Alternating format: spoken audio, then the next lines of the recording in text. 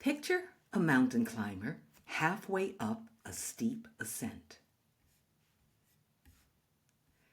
Every muscle burns, the air is thin, and the summit still feels miles away. Now, imagine that along with essential gear, this climber is unwittingly carrying an anvil, an impossibly heavy burden they packed themselves. They may not realize it, but they did. The hidden weight makes every step harder, every breath more labored. The climb becomes far more difficult, if not impossible. I'm Mozella Perry Ademiluyi, and welcome to this week's Mountain Newsletter. Each week, I offer ways to help you have what you want, make the difference you came here to make, and love the life you live. This week is all about getting out of your own way, because many of us are, in fact, that very climber.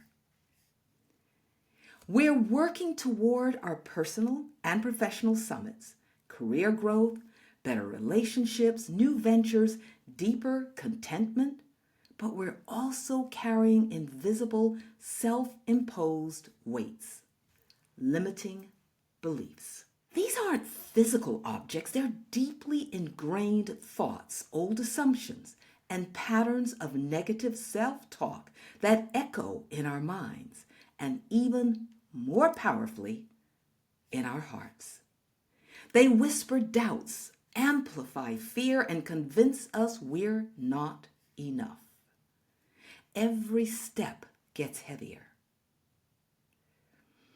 Most of these beliefs weren't consciously chosen.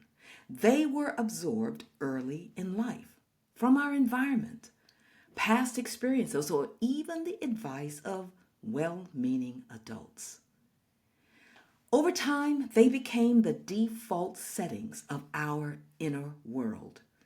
They shape how we see ourselves and what we believe we're capable of, and they quietly limit our potential. Well, here's the good news. Those beliefs may have shaped your past, but they don't have to define your future. Just like a skilled climber sheds unnecessary weight, you can learn to identify, unpack, and release the burdens that are slowing you down. So what's in your backpack? The first step in lightening your load is becoming aware of what you're carrying. Limiting beliefs are sneaky. They often pose as facts or as just the way things are. They blend into your thoughts so well, you may not even notice them. But when you start paying attention, you'll spot the patterns. Those beliefs tend to cluster in three key areas. Number one, self-worth. I'm not good enough. This is often the heaviest anvil. It sounds like, I don't deserve success. I'm not lovable. My ideas aren't valuable. This belief keeps you from going for the promotion, deepening your relationships, or sharing your gifts with the world. It whispers that no matter what you do, you're fundamentally flawed. Number two, I can't do that. I can't do that. This voice tells you you're not capable. It says, I'm not smart enough. I'm too old, too young, too inexperienced. I'll definitely fail. Sob, yeah, but that's what we say. This belief keeps you stuck in the known and familiar. It stops you from learning new skills, taking chances, or stepping into leadership roles. It tricks you into thinking your abilities are fixed instead of ever expanding. And number three, possibility. Things will never change.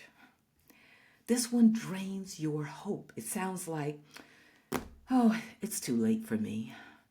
I'm stuck forever. Things never work out. This belief saps your resilience and narrows your view. Even when opportunities are right in front of you, you might not see them or believe they're for you. These aren't just passing thoughts. They often live deep in the heart. And what the heart believes will always overpower what the head tries to believe. You can tell yourself you're confident, but if deep down you don't believe it, your actions and your outcomes will reflect that deeper belief. This internal misalignment creates friction. It slows you down. So now what? How do you start unpacking that invisible bag? Well, here are some questions to help you identify what you're carrying. What thoughts consistently hold you back from pursuing something meaningful? What do you say to yourself when a new opportunity arises?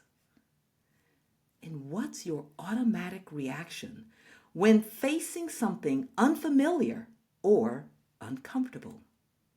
Do you feel a tightness in your chest or a wave of procrastination? Our bodies often respond to limiting beliefs before we've even put them into words.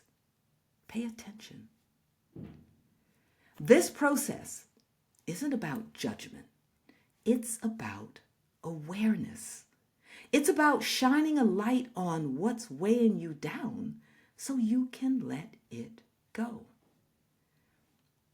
Because once you drop that anvil, that heavy anvil, everything shifts.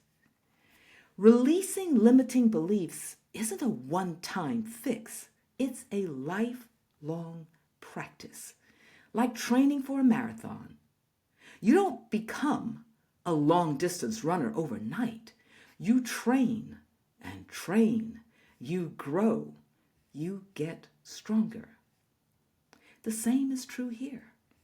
As you shed those old beliefs, your path will feel lighter, different, more powerful. A lighter ascent brings more confidence.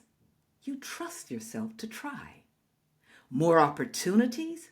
You spot possibilities that you once ignored. Less stress. You're not constantly at war with yourself. And more clarity. The fog or self-doubt lifts. The shift is within your reach, but it is also a choice. That word again. It is also a choice. If you don't challenge these old beliefs, you keep lugging them around. You keep carrying weight that was never, ever meant for you. In part 2, we'll dive into concrete strategies like the 3H approach and heart math tools that will help you unpack and rewire those beliefs for good. But for now, here's your invitation. What's one belief you're ready to put down now? What's one belief that you're ready to put down? What might your climb look like without that weight? Let's find out together.